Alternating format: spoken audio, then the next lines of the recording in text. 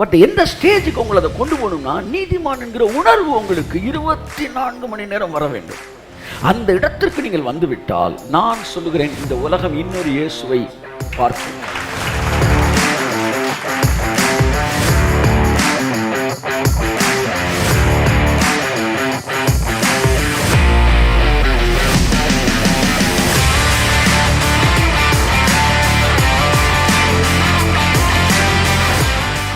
தேவையானது நீதிமான் என்கிற அறிவு மட்டுமல்ல, நீதிமான் என்கிற உணர்வு. கைத்தட்டும் ஒருத்தவர் ஆமென்.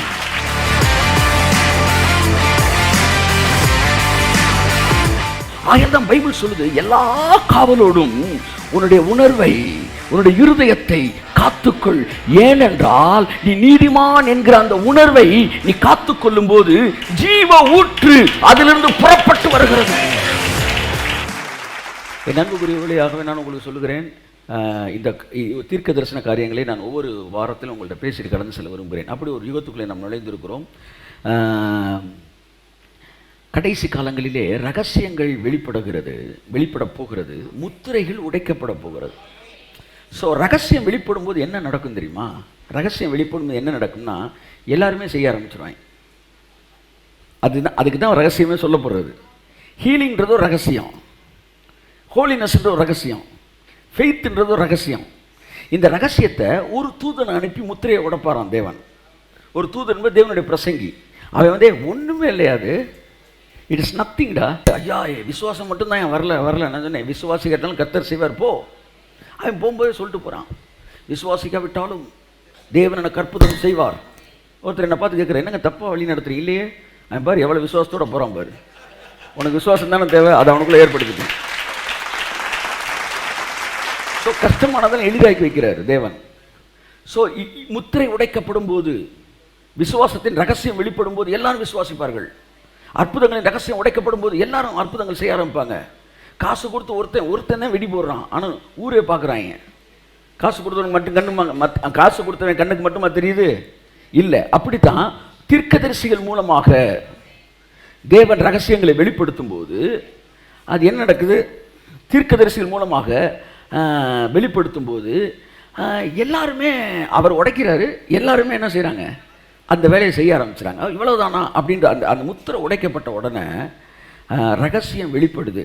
ரகசியம் வெளிப்பட்ட உடனே எல்லாருமே செய்ய ஆரம்பிச்சிடும். டெக்னிக் சொல்லி கொடுத்துட்டு எல்லாம் செஞ்சுருவோம்ல, அதுதான் என் அன்புக்குரியவர்களே. ஸோ அந்த அந்த ரகசியங்கள், முத்திரைகள் உடைக்கப்படுகிற காலத்துக்கு வந்திருக்கிறீர்கள். அவன் என்ன சொன்னார், உன்னுடைய நீ பேசின வீடியோவை திரும்ப திரும்ப நிறையா நீ கேளு. நிறைய விஷயத்தை கேட்டேன்னா புதுசாக இருக்கு எனக்கு, நான் நோட்ஸ் எடுத்துக்கிற மாதிரி இருக்குது. அப்போ சொன்னால் நிறையா நீ திரும்ப கேளு, கேட்க மைண்டு எஸ்டாப்ளிஷ் ஆகும். ஆகவே இது ஒரு நல்ல ஒரு வாய்ப்பு, என்றைக்குமே இல்லாத அளவுக்கு தேவன் நமக்கு அந்த வாய்ப்புகளை கொடுத்துருக்கிறார். ஸோ ஆகவே the basement of new covenant preaching is அந்த கண்மலை ஆகிய கிறிஸ்து இயேசு. ஸோ போடப்பட்டிருக்கிற அஸ்திவாரமாகிய இயேசு கிறிஸ்துவை அல்லாமல் வேறொரு அஸ்திவாரத்தை போடுவது எங்களால் கூடாது. அப்போ என்ன சொல்கிறார் பவுல்? போடப்பட்டிருக்கிற அஸ்திவாரம் ஆகிய இயேசு. உங்கள் வாழ்க்கைக்கு என் வாழ்க்கைக்கும் இயேசு தான் அஸ்திவாரம், நம்முடைய செயல்கள் அல்ல. ஆனால் நம்முடைய மனது மறுபடியும் செயல்கள் செய்யாவிட்டால் அது என்ன செய்யுது? நம்மையே குற்றவாளியாக தீர்க்கிறது. The conscience, it takes the major role of Christian life. அதை பற்றி தான் இன்றைக்கி நான் பேச விரும்புகிறேன். நீதிமானுடைய ஆசீர்வாதங்கள் என்று பேசிக்கிட்டு தான் வரோம், இன்னும் பேசிக்கிட்டு தான் தொடர்ந்து பேச போகிறோம். அப்போ நீதிமான் யார் என்பதையும் நீங்கள் புரிந்து கொண்டு இடையில நான் பேசிக்கிட்டே வரேன். போன வாரம் பார்த்தா நீதிமான் யார் சொல்லுங்கள்? தேவனுடைய வித்து தான் நீதிமானாக இருக்கிறான். ஒத்துக்கிறீங்களா நீங்கள்? அப்போ தேவனுடைய வித்து நீதிமான். எங்கே சொல்கிறாரு? அவர்களுக்குள்ளே நோவா நீதிமானாய் இருந்தான். அதனுடைய ஒரு மொழிபெயர்ப்பில் நோவா தேவனுடைய வித்தாக இருந்தான். அப்போ யாரெல்லாம் தேவனுடைய வித்தோ அவங்கெல்லாம் நீதிமான், அவ்வளோதான். அப்போ அடுத்த வசனம் சொல்லுது, வித்தை பூமியில் மிருக ஜீவன்கள் வித்தையெல்லாம் உயிரோடு காக்கும்படிக்கு தேவன் அந்த பேழையை செய்ய சொன்னார். அப்படி உயிரோடு வித்துகளை பாதுகாக்கும் போது தேவன் தன்னுடைய வித்தையும் பாதுகாக்கிறார். எத்தனை நம்ம பார்த்தோம், மனுஷகுமாரர்கள், தேவகுமாரர்கள், மனுஷகுமாரத்திகள் எப்படி வித்து கரெக்ட் ஆச்சு. அதில் தேவனுடைய சீடு எதுவோ அது வந்து தேவனுடைய வித்து. அது தேவனுடைய வித்து எல்லாம் நீதிமான். இயேசு யாரோட வித்து? பிதாவுடைய வித்து. அதனால் இயேசு என்னவாக இருந்தார்? நீதிமானாக இருந்தார். அப்போ நான் யாரோட வித்து? நான் இயேசுவின் வித்து. அப்போ நான் யாராக தான் இருக்கிறேன்? நீதிமானாக தான் இருக்கிறேன். நீதிமான் ஒன்று நீங்கள் வந்து தலை நிறைய என்ன தேய்ச்சவனே யோசிச்சுக்கிட்டு இருக்கீங்க. நீதிமான் ஒன்று மீசி எடுத்துட்டு ஆவியில் நிறைஞ்சு உருண்டு ஸ்பீக்கர் பாக்ஸை தள்ளி விடுறான்ல, அவனை நீங்கள் நினச்சிக்கிட்டு இருக்கீங்க. நீதிமான் ஒன்று ஒரு வெள்ளை சட்டையை போட்டுட்டு இது நீங்கள் யோசிக்கிறீங்க. போடலாம், தப்பு இல்லை. நான் கூட வெள்ளை சட்டையெல்லாம் பிரசங்கம் பண்ணிக்கிட்டு இருக்கிறேன். ஆனால் நான் என்ன சொல்ல வரேன்னா, நீதிமான் என்பது நீதிமான என்ன? இந்த பைபிள் வந்து மறைபொருட்கள் அடங்கிய ஒரு விஷயம். அதை நீங்கள் புரிஞ்சுக்கணும். ஆமாம், வேதம் அப்படின்னா அதான் அவன் சொல்கிறான். வே என்கிற வார்த்தை வந்து தமிழில் வந்து மறைவு அப்படின்றதுக்கு அர்த்தம். அதான் வேர் அப்படின்னா மறைந்திருக்கிறதுக்கு வேர். வந்து இந்த மாதிரி வேன் வர இடத்துலலாம் வந்து வேன்னா மீனிங் வந்து மறைவு. அப்போ வேதம் அப்படின்னா அதுக்கு பேர் என்ன? அதனால தான் மறைநூல்ன்றாங்க. இது கோடு வேர்டு. நீங்களாம் ஒரு அர்த்தத்தை சொல்லிவிட்டு உருட்டக்கூடாது. இந்த தேங்காயை வந்து நாய் உருட்டிக்கிட்டு இருந்த மாதிரி நீதிமானா நான் ஒரு படத்தை வச்சுட்டு இதான் நீதிமானா நீதிமான் இல்லை. மீசி எடுத்துனா நீதிமானா அப்போ பஞ்சாபில் ஒருத்தன் கூட ரசிக்கப்பட மாட்டான். ரசிக்கப்பட்டாலும் நீதிமான் கிடையாது. ஏன்னா அவன் தாடி மீசியோடு இருக்கிறானே. அப்போ நீதிமான்னா யார்? So Bible is the dictionary of the Bible words. பைபிளுடைய வார்த்தைக்கு பைபிள் தான் டிக்ஷனரி. நீங்கள் லிப்கோ டிக்ஷனரியிலையும் வந்து கேம்பிரிட்ஜ் டிக்ஷனரியிலையும் நீங்கள் பார்க்க முடியாது. அப்போ பைபிள் நீதிமான்னு சொன்ன பிறகு நீதிமான் யாருன்னு பைபிள்லே பார்க்கணும். அப்போ நிறைய விஷயங்கள் பார்த்துக்கிட்டே வரோம். நீதிமானா யார் அப்படின்னு. அப்போ நீதி என்பது என்ன? இதெல்லாம் பார்த்துக்கிட்டே வருவோம் நம்ம. ஸோ இந்த நீதிமான் கிறிஸ்துவுக்குள்ள அந்த ரத்தத்தில் கழுவப்பட்டனால நம்ம எல்லாரும் நீதிமான்களாக இருக்கிறோம். எத்தனை பேர் ஒத்துக்கிறீங்க? ஆமேன்னு சொல்லுங்கள். ஆமேன். நீதிமான் என்கிற அறிவு இன்றைக்கு கிறிஸ்தவ உலகத்துக்குள்ளே வருவதற்கு ஆரம்பித்து விட்டது. ஆனால் விஷயம் என்னவென்றால், நீதிமான் என்கிற அறிவல்ல நீங்கள் நான் பேச போகிற விஷயம். தேவையானது நீதிமான் என்கிற அறிவு மட்டுமல்ல, நீதிமான் என்கிற உணர்வு. கைத்தட்டும் ஒருத்தவர். Amen. That's the matter. That's the matter. நீதிமான் என்கிற அறிவு வேறு, நான் நீதிமான் என்கிற உணர்வு வேறு. இந்த அறிவு வேலை செய்யாது, இந்த உணர்வு தான் கரங்களை தட்டி கர்த்தருக்கு நன்றி செய்யும். இந்த உணர்வு மட்டும்தான் வேலை செய்யும். உங்களுக்கு பிரசங்கிக்கப்படுகிற வார்த்தையோட நோக்கம் நீங்கள் நீதிமான் என்கிற அறிவோடு இருக்க வேண்டும் என்பது அல்ல. நீங்கள் நீதிமான் என்கிற அறிவோடு இருக்க வேண்டும் என்பதல்ல. That's the first stage. But எந்த ஸ்டேஜுக்கு உங்களை அதை கொண்டு போகணும்னா, நீதிமான் என்கிற உணர்வு உங்களுக்கு 24 மணி நேரம் வர வேண்டும். அந்த இடத்திற்கு நீங்கள் வந்துவிட்டால், நான் சொல்லுகிறேன், இந்த உலகம் இன்னொரு இயேசுவை பார்க்கும். நரகம் உங்களுக்கு முன்பாக பயப்படும். வியாதிகள் உங்களுக்கு முன்பாக நிற்க முடியாது. நீங்கள் புறப்படும் போது பல 100 கிலோமீட்டருக்கு அங்கிட்டு இருக்கிறவர்கள் வியாதிகள் கூட சுகமடைய ஆரம்பிக்கும். அவர்களுக்குள்ள இருக்கிற பிசாசுகள் துரத்தப்பட ஆரம்பிக்கும். அநேக தேவனுடைய மனிதர்களை நான் பார்க்கும்போது ஒரே ஒரு விஷயத்தை நான் அவர்கள்ட்ட பார்க்குறேன். என்னன்னா, அவங்க வந்து ஒரு 50 வருஷத்துக்கு 100 வருஷத்துக்கு முன்பாக பிரசங்கம் பண்ண ஆளாக இருந்தாலும் சரி, இப்போ பிரசங்கம் பண்ணிக்கிட்டு இருக்க ஆளாக இருந்தாலும் சரி, தேவனால் பயன்படுத்தப்படுகிற மனிதர்கள் பார்க்கும்போது, சமீபத்தில் கர்த்தருடைய ஆவியானவர் என்கிட்ட சொன்னார். ஒரு தேவனுடைய மனுஷனுக்கு ஒரு ஆளுக்கு ஜெபம் பண்ணிக்கிட்டு இருக்கும்போது சொன்னார், யாரை உனக்காக நான் எழும்பி வர பண்ண வேண்டும் அப்படின்ற ஒரு வார்த்தை வந்துச்சு. யாரை உனக்காக எழும்பி வர பண்ண வேண்டும். அப்போ இந்த வார்த்தை எங்கே வந்த வார்த்தை சொல்லுங்கள்? சவுல் போய் ஒரு அம்மாட்ட கேட்குறான். சூனியக்காரி ஒரு அம்மாட்ட போய் கேட்டவொன்னே அந்த அவன் சொல்கிறான் வந்து, உனக்கு யாரை அப்போ எந்திரிச்சு வர வைக்கணும் அப்படின்னு கேட்குறான். சாமுவேல் எழும்பி வர பண்ணோன்னா சாமுவேல் எழும்பி வருகிறான். அது சரி தவறுன்னு ஒரு பெரிய குரூப் பேசிக்கிட்டு இருக்கு. அந்த இடத்துக்கு நான் வரல. ஆவியானவர் என்கிட்ட கேட்குறாரு, இந்த கடைசி நாட்களில் பூர்வ காலத்து தேவனுடைய மனிதர்களை தேவன் இந்த பூமியில் எழும்பி வர பண்ண போகிறார். அவர்களுடைய 2 விதத்தில் லிட்ரல் மீனிங்கும் அதில் இருக்குது, அதில் வந்து ஸ்பிரிச்சுவல் மீனிங் இருக்குது. அவருடைய ஊழியங்கள், அவர்களுடைய அபிஷேகங்கள் மறுபடியும் வேலை செய்ய ஆரம்பிக்க போகிறது. மோசேயினுடைய அபிஷேகம் மறுபடியும் வேலை செய்ய ஆரம்பிக்க போகிறது. இப்போ விஷயம் என்னன்னா, இவங்கெல்லாம் ஏன் இப்படி செத்தாங்க? அவர் ஏன் ஆக்சிடென்ட்ல செத்தார்? இவன் இதில் செத்தார்? நான் கேட்குறேன், வண்டியை வந்து ஓட்ட தெரியாமல் ஓட்டினா யார் ஓட்டினாலும் வந்து மோதுது. சரி, கர்த்தர் பாதுகாக்கிற ஒத்துக்குவோம். அப்போ இப்போ ஒருத்தர் எரிச்சாங்களே நேற்று, யார் அவர் பேர் என்ன? கிரகம் நேற்று நினைவு நாள். அவர் ஏன் செத்தார்னு கேட்குறதா? அடித்து நொறுக்கி எலும்பு நொறுக்கியிருக்காங்க நிறைய பேருக்கு. நீதிமான் எலும்புகள் முறிக்கப்படுவதில்லை என்று நீதிமான் எலும்பு முறிஞ்சவனா நீதிமான் இல்லை, இப்படி வரக்கூடாது. எலும்பு முறிஞ்சவனா நீதிமான் இல்லைன்னு வரக்கூடாது. நீதிமானுக்கு எலும்பு முறிவதில்லை, எப்படி வா? எப்பவுமே கொல்லப்புற வாசல் வழியாக வராத. புரியுதா உங்களுக்கு? நீதிமானுக்கு எலும்பு முறியாது. எதுக்காக?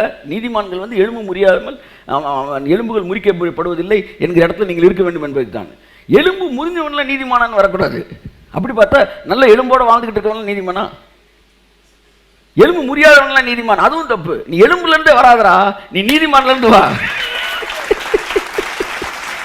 புரியுதா? ஆமாம், 95 வயசு சுருட்டு குடிச்சு ஒரு தாத்தா இங்கிட்டு போகிறாரு, ஆரோக்கியமாக இருக்கிறாரு.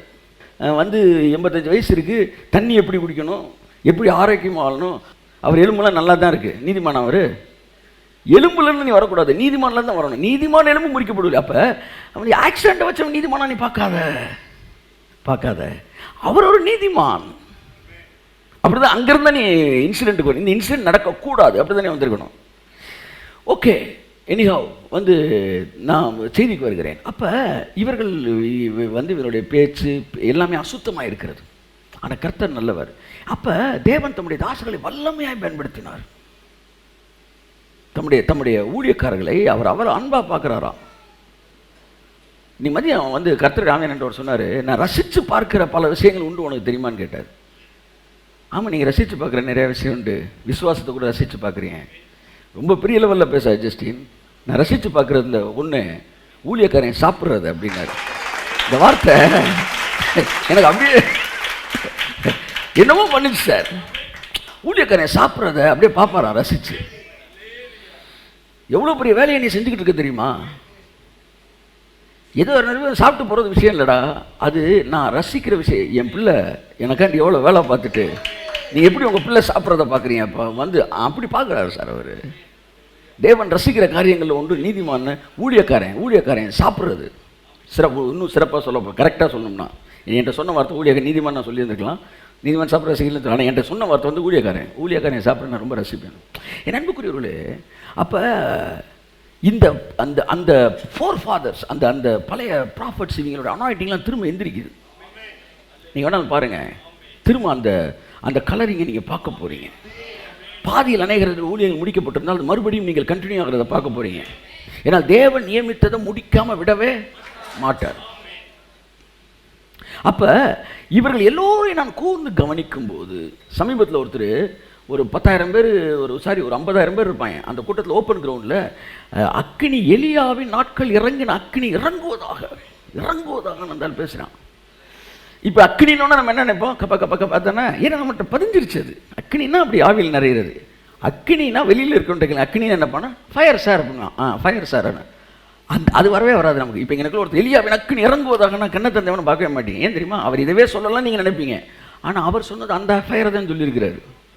எடுக்கிறேன் ஃபோட்டோஸ் வீடியோஸ் எடுக்கிறேன், கப்பன்னு முடிஞ்சவொன்னே பார்த்தா அப்படியே ஃபயர் அப்படியே இறங்கியிருக்கு உள்ள. அந்த வீடியோவில் காட்டுறான், அந்த ஃபயர் இறங்கியிருக்கிறத காட்டுறான். என் அன்புக்குரியவர்களே, பல சம்பவங்கள் நடந்து கொண்டு இருக்கிறது. It has already started. வேறு கலரிங்குள்ளே வரப்போகிறோம். ஒருவேளை பழைய பிரசங்கங்களை மாற்றிக்கொள்ள வேண்டும், அப்டேட் பண்ணிக்கணும், வாட்ஸ்அப்பை அப்டேட் பண்ணிக்கணும். இல்லைன்னா அப்டேட்டடை வந்து நம்ம என்ன செய்யக்கூடாது, தப்புன்னு சொல்லக்கூடாது. இப்படி ஒரு முடிவுக்குள்ளே வரணும். இது நடக்குது. ஸோ இப்போ என்னன்னா, இவர்கள் எல்லோரும் ப்ரீச் பண்ணுற பார்க்கும்போது என்ன நடக்கிறது என்றால், நான் கூர்ந்து கவனிக்கிறேன், இவங்க எல்லாருக்குள்ளும் தாங்கள் நீதிமான் என்கிற உணர்வு மிகுந்த ஆழமாக நிற்கிறது. ஆவி அன்னைக்கு ஒரு ரகசியம் சொன்னார். ஒன்று நான் வல்லமையாக எடுத்து பயன்படுத்த போகிறேன், இது காட்டிலும் பல ஆயிரம் மடங்கு பயன்படுத்த போகிறேன். ஆனால் ஒன்று மட்டும் தெரிஞ்சுக்கிறதுடைய ரகசியம் என்னவென்றால், நீ நீதிமான் என்கிற அறிவு நிலையிலிருந்து நீதிமான் என்கிற உணர்வு நிலைக்கு நீ கடந்து வருவாயாக. கரங்களை கட்டி கர்த்தருக்கு நன்றி சொல்லுவேன்.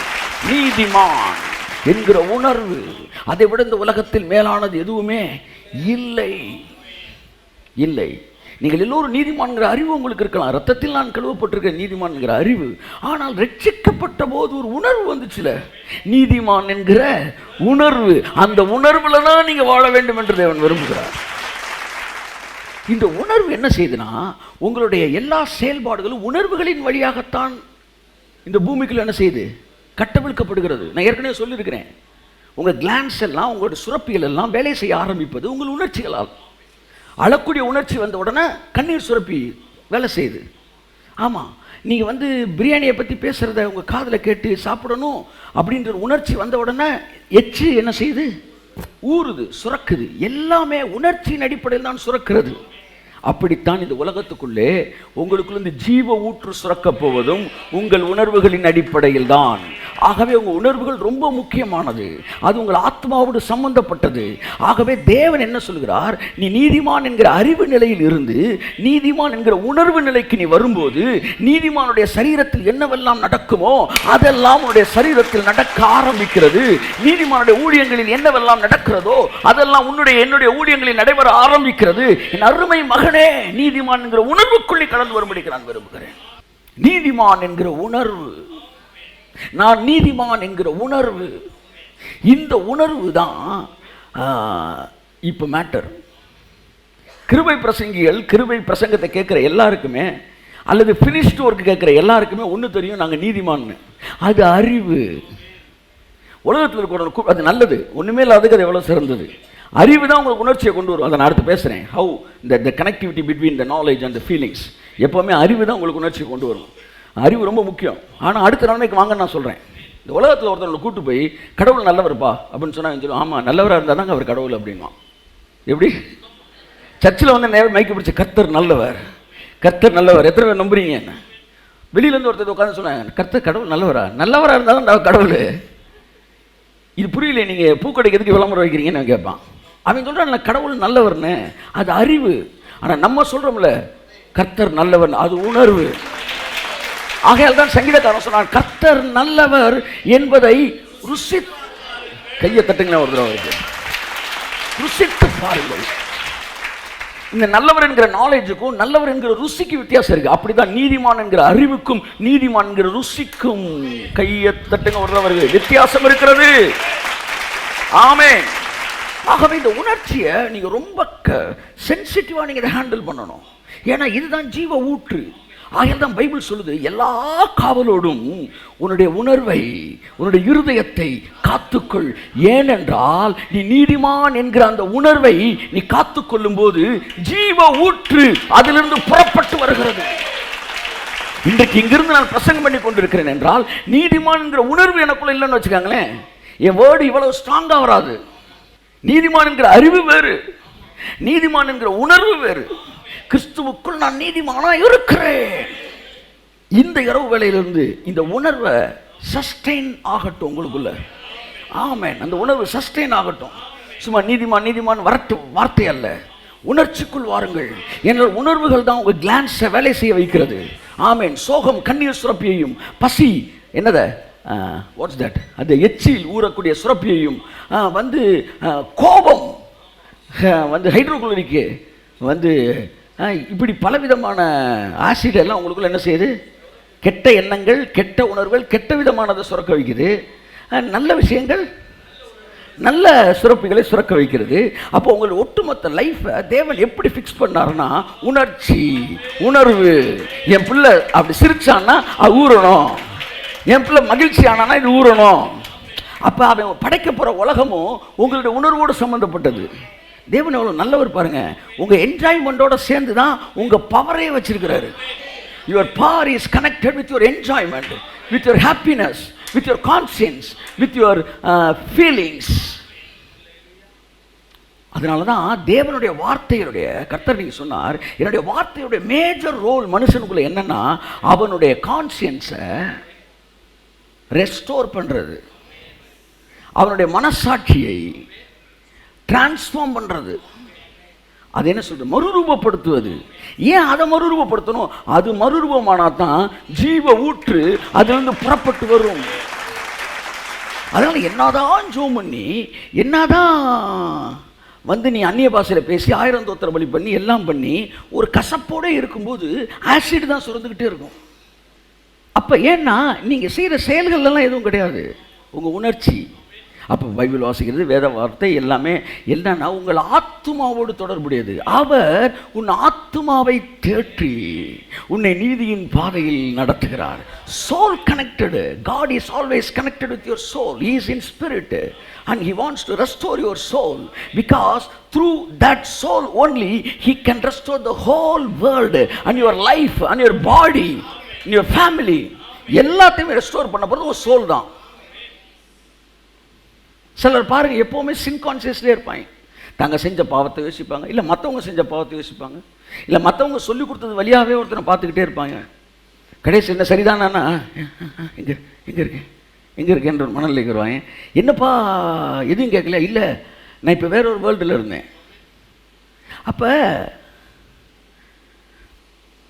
உங்களுடைய உணர்ச்சி, உங்கள் உணர்வு, அதை எதெல்லாம் டேமேஜ் பண்ணுதோ அதெல்லாம் அனுமதிக்காதீங்க. இன்னைக்கு உங்களுக்கு சுத்த மனசாட்சி என்கிற தலைப்பில் பேச விரும்புகிறேன். எதுக்கு இந்த கான்சியஸு? இதை பற்றி எதுக்கு நீங்கள் இவ்வளோ யோசிக்கணும்? என் அன்புக்குரியவர்களே, நீதிமான் என்கிற உணர்வு அங்கே தான் வந்து உட்காருது. அந்த நாட்களில் பிசாசை பார்த்து தைரியமாக துரத்துனாயின்னா நீதிமான் என்கிற அறிவு மட்டுமல்ல, நீதிமான்கிற உணர்வு. ஆனால் முதலாவது தேவையானது நீதிமான் என்கிற அறிவு.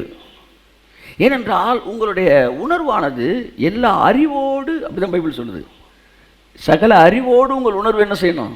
பெருகணும். அப்படிதான் சொல்லுது. Feelings it is established by the knowledge. By the knowledge. அறிவு தான் உங்களுக்கு உணர்ச்சியை கொண்டு வருது. உண்மையா இல்லையா? உண்மையா இல்லையாங்க? ஒரு குறிப்பிட்ட வயசை தாண்டும் போது அறிவு வருகிறது. அந்த அறிவு வந்த உடனே உணர்ச்சி வருகிறது. இப்போ ஒரு 8 வயசு பையனாக இருக்கும்போது உங்கள் அப்பாட்ட ஒரு ஆள் சண்டை போடுறாரு அப்படின்னா நீங்கள் அழுகிறீங்க. ஆனால் அதே இது நீங்கள் 25 வயசு இருக்கும்போது உங்கள் அப்பாட்ட ஒரு சண்டை போடுறான்னு முன்னாடி இப்போ என்ன செய்றீங்க? நில்றா, என்ன வேணாங்க. அறிவு வந்த உடனே என்ன வருது? உணர்ச்சி வருது. ஏன்னா உணர்ச்சியெல்லாம் அறிவோடு சம்மந்தப்பட்டது. இப்போ நான் அந்த ஏரியாவுக்கு வரல. நீங்கள் தேவனுடைய வார்த்தையை கேட்குறப்ப ஒரு உணர்ச்சி இருக்குல்ல, அதை மெயின்டைன் பண்ணுங்கள். அது வந்து உங்களுக்குள்ள இன்னும் பெருகிறதுக்கு இடம் கொடுங்க. ஜோம் பண்ணும்போது மதியம் ஜோம் பண்ணேன், நீதிமான் உணர்வோடு அப்படி ஒரு தூக்கத்தை போட்டேன். தூங்கி எந்திரிக்கும் போது அந்த உணர்ச்சியை காணோம். கர்த்தர் சொன்னார், எப்படி இருக்குன்னாரு. இப்படி தான் நான் தூங்கி எந்திரிச்சேன். அப்போ பார்த்து காற்று கடல் அடிச்சுக்கிட்டு இருந்துச்சு. உடனே எந்திரிச்சு காற்று இறையாதே, கடல் அமைதியிலாருன்னு நான் சொன்னேன்னா எப்படி நான் மெயின்டைன் பண்ணியிருப்பேன்? அதை யோசி. எனக்குள்ள அது எவ்வளவு ஆழமாக இருந்திருக்கும் யோசி. சப்கான்சியஸு, மேல் மனது, உள் மனது, ஆழ் மனது, அத்தனையிலும் நான், என்னுடைய ரத்தம் அணு அத்தனையிலும் நான் ஒரு நீதிமான். இதுக்குள்ள வந்துட்டீங்க. உங்களை 100 பேர் எதிர்மறையாக பார்த்தாலும் அது உங்களுக்கு தலை முடிய கூட வசைக்காது. ஆமாம், நீதிமான் என்கிற உணர்வு. இந்த உணர்வு வருவதற்கு உங்களுக்கு அறிவு வர வேண்டும். அப்போ இயேசு கிறிஸ்துவின் ரத்தம் சகல பாவங்களையும் நீக்கி என்னை சுத்திகரிக்கிறது. அல்லது அவர்தாமே என்னுடைய பாவங்களை ஏற்றுக்கொண்டு என்னுடைய நோய்களை சுமந்தார், எனக்கு சமாதானத்தை உண்டு பண்ணும் ஆக்கினை அவர் மேல் வந்தது, அவருடைய தழும்புகளால் எல்லா பாவ வியாதிகளிலிருந்து நான் சுகமானேன். நான் அன்று நீதி செய்ததான் நீதிமான் அல்ல.